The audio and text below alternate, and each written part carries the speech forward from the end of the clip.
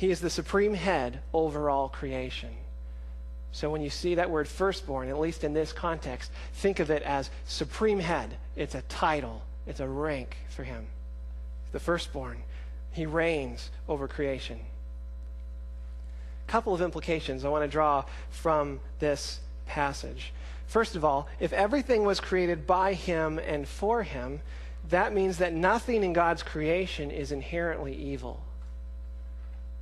The reason I mention that is that we seem to struggle with this problem where we tend to have this worldview that creates this sharp dichotomy between spirit and matter. And we tend to think that material things are somehow suspect. Matter is somehow inherently evil and should be avoided. But spirit is a good thing. But that's not a fair, that's a false dichotomy. This verse affirms the goodness of God's creation. Matter is not evil. On the contrary, matter is good. Remember, God said 6 times, this is good. I like this. Now, granted, creation has been corrupted, no question. But matter is still good, and therefore creation can and should be enjoyed as a good gift from God. Secondly, just want to make the observation that if Jesus created all things, then it's no wonder that the wind and the waves obeyed him, right? He made the wind and the waves. And it's no wonder that the demons cowered in his presence. And it should not surprise us that disease and death flee from his presence. Those things aren't supposed to be part of his created order. As creator, he holds absolute authority over all of these things. So there it is, the first truth. Jesus Christ is the creator, not of some things, but of all things that have been made. He's the creator. The second thing we see is that he is the sustainer. If you might turn to verse 17. It says, he is before all things, the pre-existent Christ, and in him all things hold together. Now, I am by no stretch of the imagination a scientist, but I do have an interest in some of the sciences, and so I have read, and according to my reading, it seems that scientists in every discipline are at a complete loss to explain what causes matter to cohere. In other words, why don't atoms fall apart? Why don't molecules fall apart? To my knowledge, there is no known natural mechanism to hold it all together. In other words, naturally speaking, the entire cosmos should simply disintegrate. It should just fly apart in billions and trillions of pieces. What is it that holds all of it together? Well, science has no answer, but the Bible does. As strange as it may seem, perhaps even counterintuitive, the Bible asserts that Jesus is the cohesive agent. Everything, literally everything, every molecule, every organ, every system, every organism, every ecosystem, every biosphere, every galaxy, everything is literally held together by a homeless Jewish carpenter who died 2,000 years ago and yet still lives.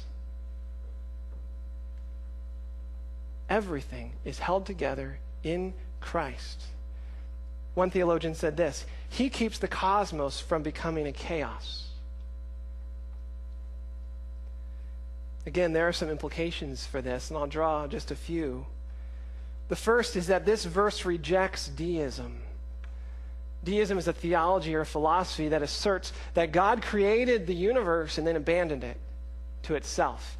That God no longer has anything to do with his creation. He wound it up like a clock, kicked it off into space, and is just letting it run down all by itself. But no, this verse asserts that Jesus is the one that holds it all together. That Jesus is intimately involved in every aspect of his creation, down to the tiniest subatomic particle. The second thing is that this verse rejects the doctrine of the autonomous self. I mentioned that a few weeks ago. None of us, individually or collectively, is self-sufficient. Even the people who do not acknowledge that Jesus is Lord and those who defy and oppose him are utterly dependent on him. It's one of the great ironies of that situation, that a person who screams at the top of his lungs, "There is no God," that person is dependent on the God he denies to say that. There's no such thing as ultimate autonomy for us. We are not independent of him. He's the one who sustains us. And the third thing I would say about that is that if Jesus sustains the entire universe, then he can sustain you. Think about that. If Jesus is able to juggle multiple galaxies simultaneously and not become weary or exhausted or overwhelmed, well, surely he's able to handle the complexities of your life and mine. Jesus is the creator of all things. He created you, he created me, and everything else that is made. And he's the sustainer of all things, including you and me. And we also find then that he is the redeemer of all things. If you allow me, I'm going to break creation down into two categories. There's creation in general, and then there are people in particular. Okay, so there's us, and there's everything else. Now, these two categories are inextricably and eternally linked together. That's a loaded statement. These two categories are inextricably and eternally linked together. There's a cosmic connection between the two. And what results is good news and bad news. The bad news is that when mankind fell, all of creation fell with us. Right? You don't have to turn there, but in Romans chapter 8, it says this: "For the creation was subjected to frustration." Creation was subjected to frustration, not by its own choice, but by the will of the one who subjected it. That would be us.